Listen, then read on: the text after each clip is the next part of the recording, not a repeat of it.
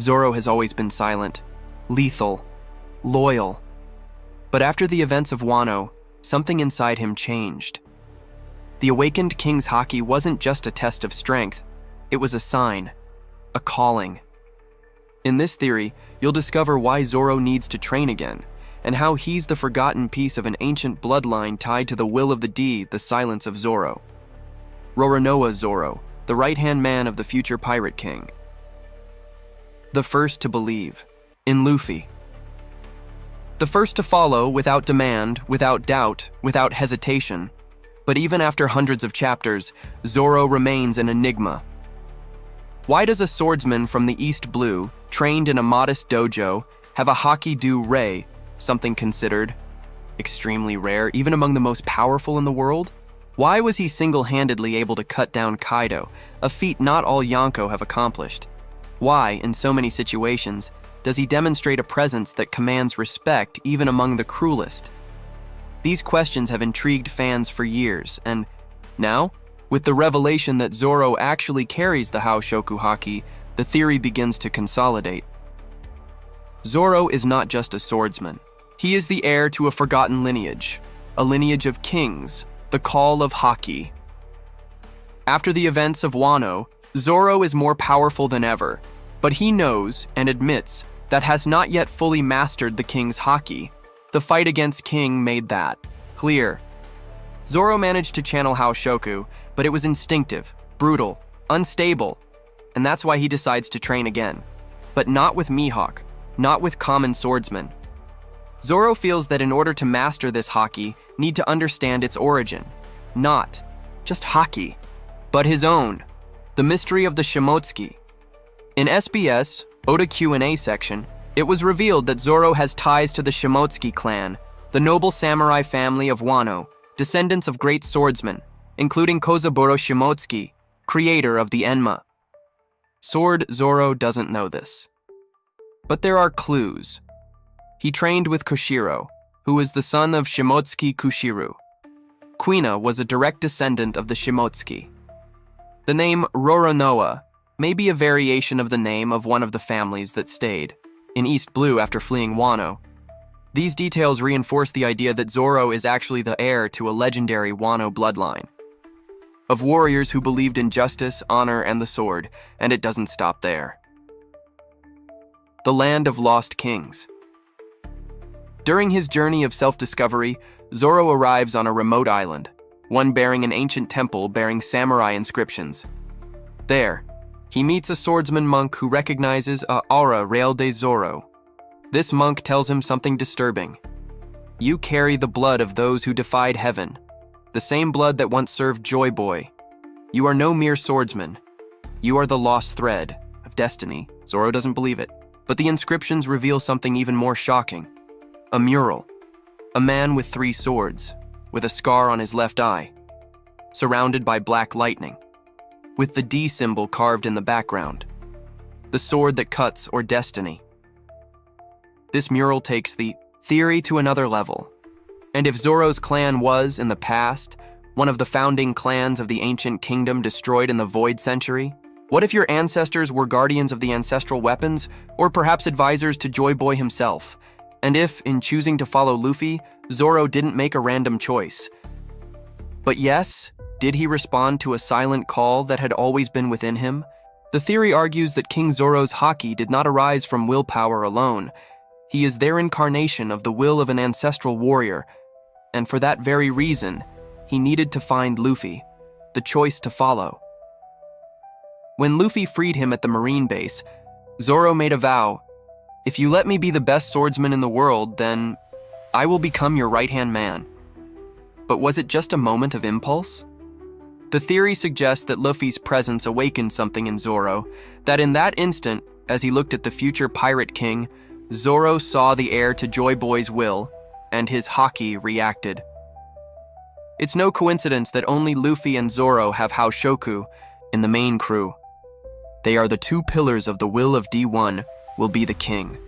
The other will be the blade that cuts kings. Zoro may never speak of this, but deep down, he knows his journey was never by chance. He was guided by his blood, his sword, and by a will that existed long before he was born. Zoro, the heir to the warrior's will, the sword destined to serve the king of D to Second Forge. Back on the island of the Samurai Temple, after seeing the mural of the ancestral swordsman with features similar to his own, Zoro decides to stay, not out of obligation, but because, to protect Luffy until the end. He needs Master King's haki completely. The swordsman monk offers a challenge. You fight like a king, but you still think like a lone warrior. To awaken your clan's true Haoshoku, you'll need to do something you've never done before. Open your mind and remember what was forgotten.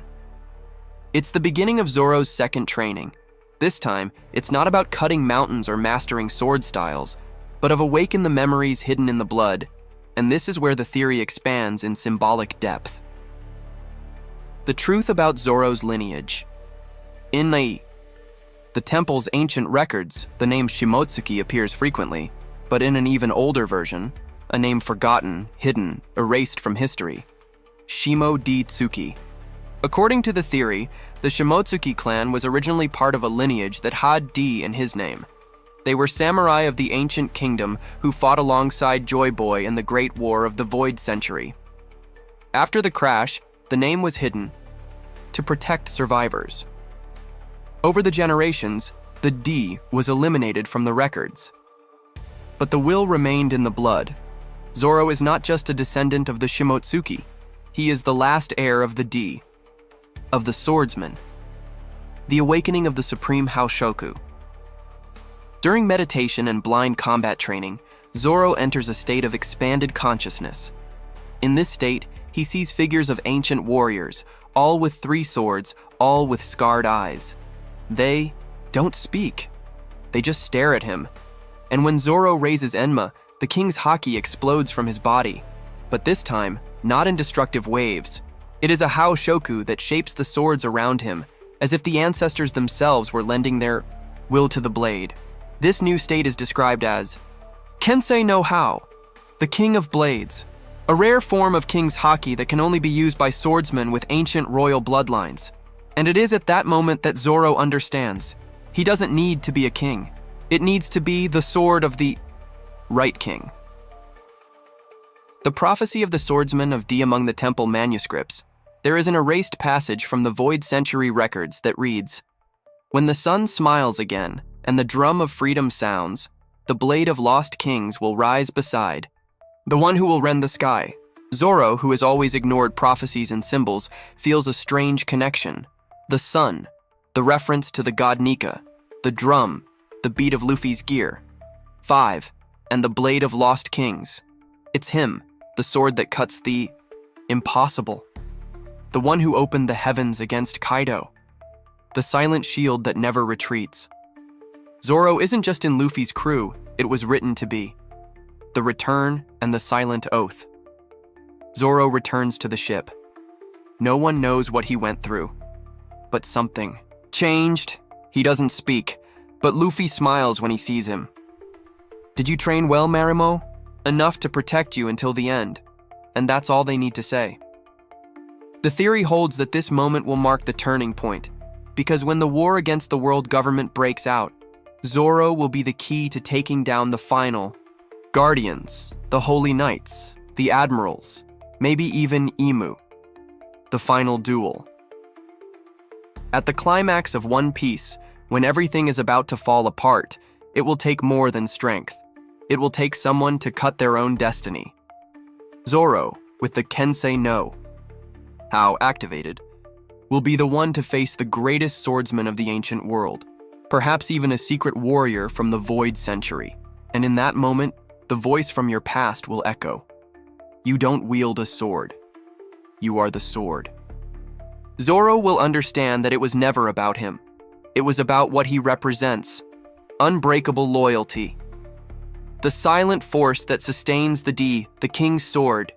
In the end, Luffy will be the pirate king, but not without Zoro. Zoro?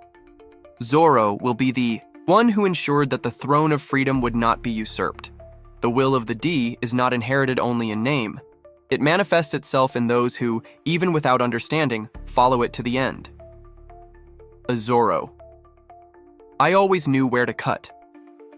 What did you think of this theory? Click the like button and subscribe to the channel so you don't miss any videos. See you next time. Bye.